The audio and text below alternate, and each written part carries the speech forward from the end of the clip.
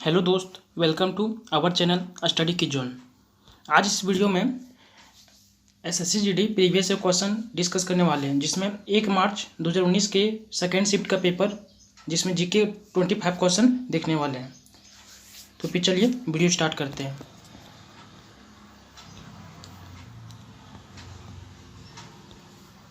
ऊपर में 25 question reasonings का था, अब 26 से हम लोग क्या जीके के स्टार्ट हो गया।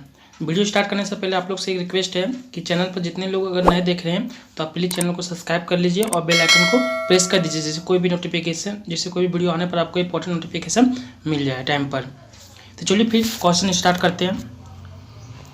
फर्स्ट क्वेश्चन है कि 26 क्वेश्चन जो फर्स्ट नंबर स्टार्ट है यहाँ से, 103वां संविधान संशोधन किससे संबंधित है।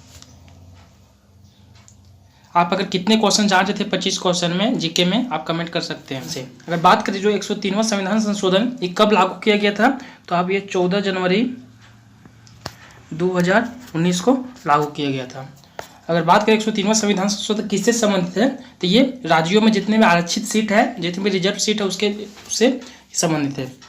नेक्स्ट क्वेश्चन अगर बात करें 27 नंबर की प्रागैतिहासिक काल के पहले युग को क्या कहा जाता है, तो ये पूरा पाषाण काल कहा जाता है।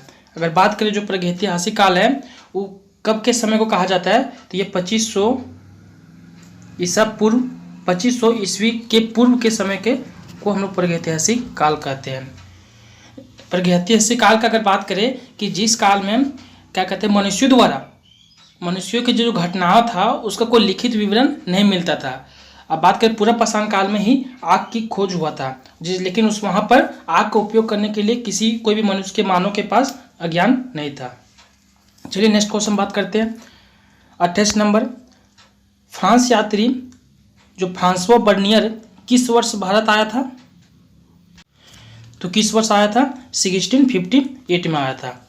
फ्रांस यात्री जो फ्रांसवा बर्नियर किस वर्ष भारत, और जो ये फ्रांसवा जो बर्नियर है ये क्या कहते हैं चिकित्सक थे, राजनीतिक थे, दार्शनिक और एक इतिहासकार भी थे।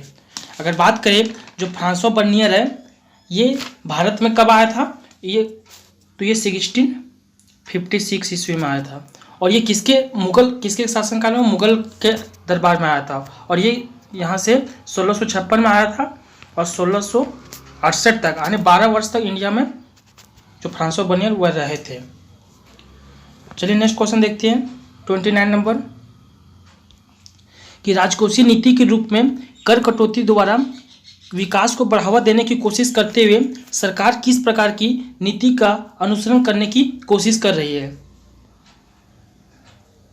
तो इसका आंसर क्या हो जाएगा, विस्तारवादी। यानी विस्तार आदि को बढ़ावा देने के लिए क्या कर रही है सरकार, जो है विस्तार आदि को बढ़ावा देने के लिए राजकोषीय नीति के रूप में इसका ध्यान दे रहा है। यानी विस्तारवादी का मतलब अगर जानते हैं तो ये जो है सरकार राज्य की एक ऐसी नीति है जिसमें विकास के बारे में सोचा जाता है, यानी सैन्य आक्रमण के द्वारा विकास के बारे में, और क्या कहते हैं इसको शक्ति को बढ़ावा देना, जिसे अपने सीमाओं को क्या होता है अपने जो बॉर्डर है उसको बढ़ाना, विस्तार करना, इसके बारे में ही क्या विस्तारवादी। जिस तरह चाइना नहीं देखते, चाइना की कितने कंट्री से बॉर्डर टच है, तो चाइना भी क्या कर रहा है अपने विस्तार कर रहा है। अगर बात करें विस्तारवादी देश कौन कौन से हैं, तो ये चाइना हो गया, इजराइल हो गया, रूस, ईरान, यूएसए, ये जो 21वीं शताब्दी का क्या है, ये सब विस्तारवादी देश है। यानी अपने कंट्री को पूरा मतलब बढ़ा रहे हैं, अपने सैन्य शक्ति को बढ़ा रहे हैं, अपने क्या कहते हैं बॉर्डर सीमाओं को भी बढ़ा रहे हैं। ये सब विस्तारवादी देश में कौन कौन आते हैं, चीन, इजराइल, रूस, ईरान, यूएसए। अगर नेक्स्ट क्वेश्चन बात करें 30 नंबर, मछली के समूह को क्या कहा जाता है, तो ये स्कूल कहा जाता है। मछली के समूह को स्कूल कहा जाता है।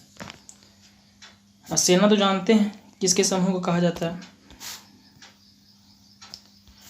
अगर 31 नंबर बात करें कि नमक सत्याग्रह आंदोलन के लिए महात्मा गांधी ने लगभग कितनी दूरी तय की थी, तो कितनी दूरी, 241 मील तय की थी। अगर बात करें जो नमक सत्याग्रह आंदोलन ये कब लागू किया गया था, तो आप यहाँ पर ध्यान रखिएगा 12 मार्च 1930 को, 12 मार्च 1930 को। और ये कितना दिन, जो नमक सत्याग्रह आंदोलन कितना दिन चला था, 24 दिन चला था। क्लियर। नेक्स्ट क्वेश्चन बात करें 32 नंबर, अजमेर में उर्स महोत्सव जो है किस सूफी संत की पुण्यतिथि के रूप में बनाया जाता है? तो ये ख्वाजा मोइनुद्दीन चिश्ती के पुण्यतिथि पर बनाया जाता है। और ये कब बनाया जाता है? तो ये फरवरी के मंथ में बनाया जाता है।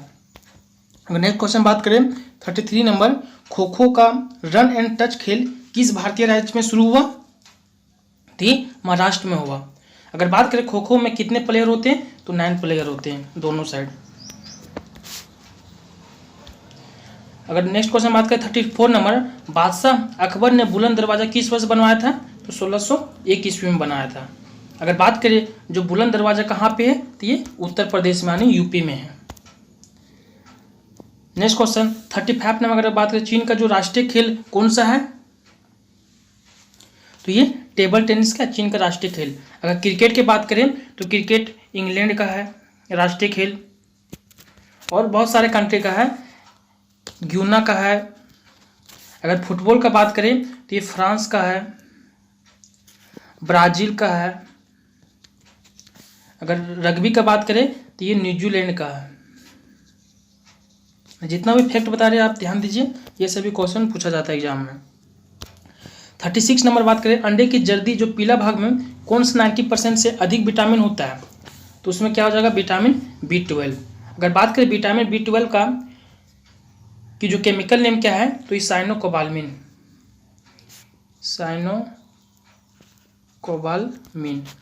अगर बात करें विटामिन B12 का कि ये एक ऐसा सिंगल विटामिन है जिसमें क्या कोबाल्ट धातु पाया जाता है, कोबाल्ट तो इसमें धातु पाया जाता है। क्लियर। अब नेक्स्ट क्वेश्चन बात करें 37 नंबर, 37 जो है, भारतीय सूचना प्रौद्योगिकी की जो दिग्गज कंपनी इन्फोसिस के प्रसिद्ध सह संस्थापक और सेवानिवृत्ति अध्यक्ष कौन है? यानी बात करें सेवानिवृत्ति यानी फर्स्ट जो चेयरमैन थे इन्फोसिस का वो कौन है? NR नारायण मूर्ति। अगर बात करें जो इन्फोसिस का जो स्थापना कब हुआ था? तो 1981 ईस्वी में हुआ था। और किसने किया था? तो NR नारायण मूर्ति उसमें सह संस्थापक थे और अध्यक्ष भी थे। अगर बात करें प्रेजेंट टाइम में अभी इन्फोसिस का जो हेडक्वार्टर कहाँ पे है? तो ये बेंगलुरु में है। कहाँ पे? बेंगलुरु में। और अगर बात करें इन्फोसिस का कि इन्फोसिस का भी जो प्रेजेंट में CEO कौन है? तो सलिल पारेख है। अगर प्रेजेंट टाइम में प्रेसिडेंट अगर बात करें तो रवि कुमार S है। अगर इन्फोसिस का अगर फुल फॉर्म कभी अगर पूछ दें तो इंफॉर्मेशन सिस्टम होता है। क्लियर। ये क्या? इन्फोसिस एक शेयर मार्केट कंपनी है जिसका हेडक्वार्टर बेंगलुरु में है। चलिए नेक्स्ट क्वेश्चन बात करते हैं 38 नंबर, अंतर्राष्ट्रीय पर्वतीय दिवस किस तारीख को मनाया जाता है? तो 11 दिसंबर को मनाया जाता है।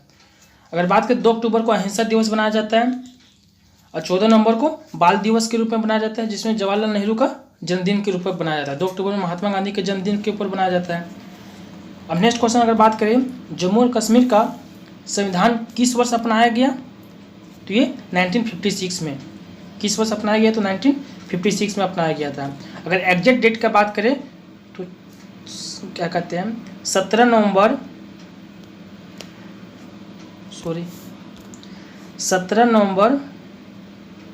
1956 को अपनाया गया था।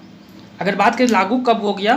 तो 26 जनवरी 1957। अब दोनों पूछ सकता है कि कब अपनाया गया और कब लागू हुआ, तो दोनों ध्यान रखिएगा। अगर नेक्स्ट क्वेश्चन बात करें 40 नंबर, सिसोई भौतिकी की सिद्धांत पर एक उदाहरण है? तो ये बल पर उदाहरण है।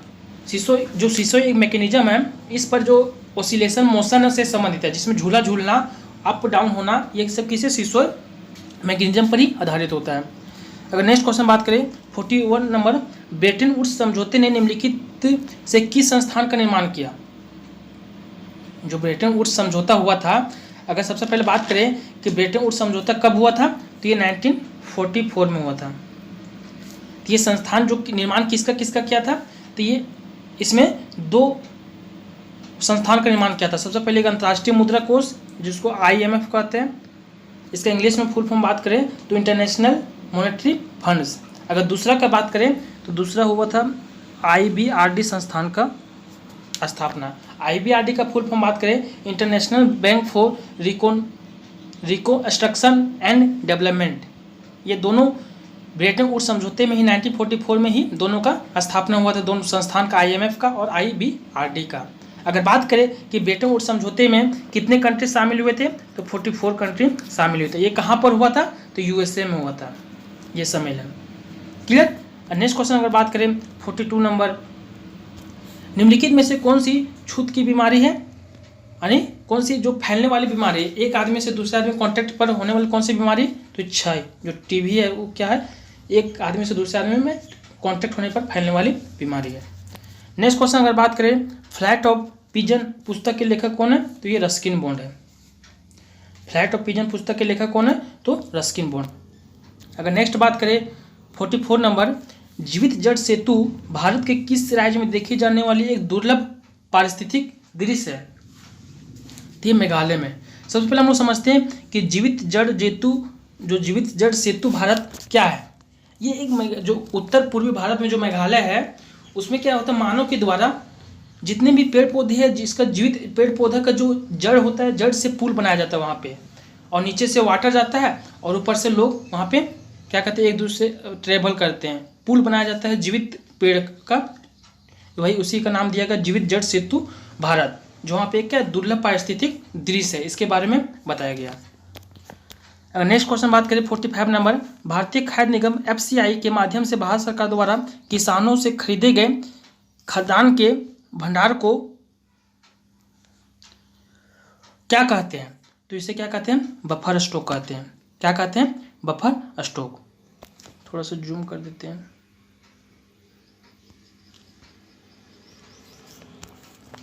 क्या कहते हैं उसको, बफर स्टॉक कहते हैं। अगर बात करें FCI का, कि FCI का फुल फॉर्म क्या हो जाएगा, फूड कॉर्पोरेशन ऑफ इंडिया, यानी भारतीय खाद्य निगम। इसका स्थापना का बात करें FCI का 14 जनवरी 1965 को।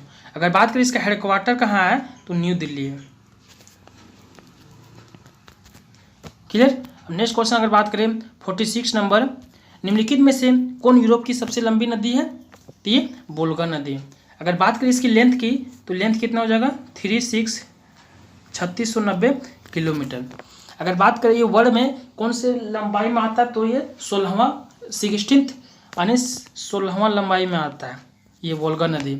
अगर बात करें यूरोप की जो सबसे बिगेस्ट नदी यानी लार्जेस्ट सबसे बड़ा, तो डेन्यूब हो जाएगा। क्लियर। नेक्स्ट क्वेश्चन बात करते हैं 47 विश्व जनसंख्या दिवस किस दिन मनाया जाता है, तो ये 11 जुलाई को मनाया जाता है।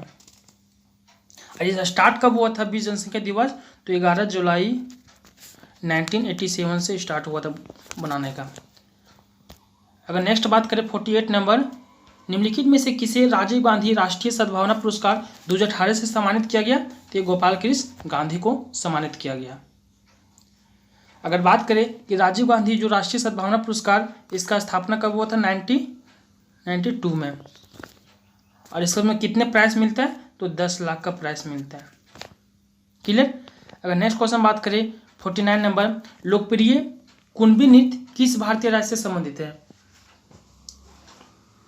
जो लोकप्रिय कुणबी नृत्य है वो किस भारतीय राज्य से संबंधित है, तो ये गोवा राज्य से संबंधित है। अगर गोवा राज्य की बात करें, इसमें जो इंपॉर्टेंट नेशनल पार्क की बात करें, तो भगवान महावीर नेशनल पार्क, और दूसरा अगर बात करें मोलिम नेशनल पार्क, ये कहाँ पे, गोवा में है।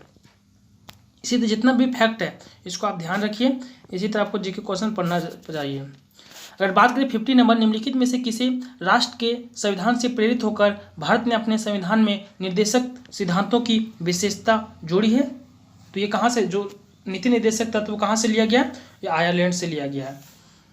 अगर बात करें रसिया से क्या लिया गया, रसिया से मौलिक कर्तव्य लिया गया। अगर जर्मनी से बात करें, तो आपातकाल के दौरान जो मूल अधिकार है उसमें चेंज करना, ये जर्मनी से लिया गया। अगर USA से बात करें, तो राष्ट्रपति का वहाँ पे निर्वाचन होना, उपराष्ट्रपति का निर्वाचन, हाई कोर्ट, सुप्रीम कोर्ट के उच्च न्यायालय जो उसका निर्वाचन। अगर बात करें मौलिक अधिकार, सब कहाँ से, USA से लिया गया है। क्लियर। अब 50 क्वेश्चन देख लें, 25 क्वेश्चन इसी तरह आपको वीडियो मिलता रहेगा। अगर चैनल पर नए हैं तो चैनल को सब्सक्राइब कीजिए, बेल आइकन को प्रेस कर दीजिए, जिससे आपको कोई भी नोटिफिकेशन, कोई भी वीडियो आने पर आपको नोटिफिकेशन मिल जाए। और अगर हाँ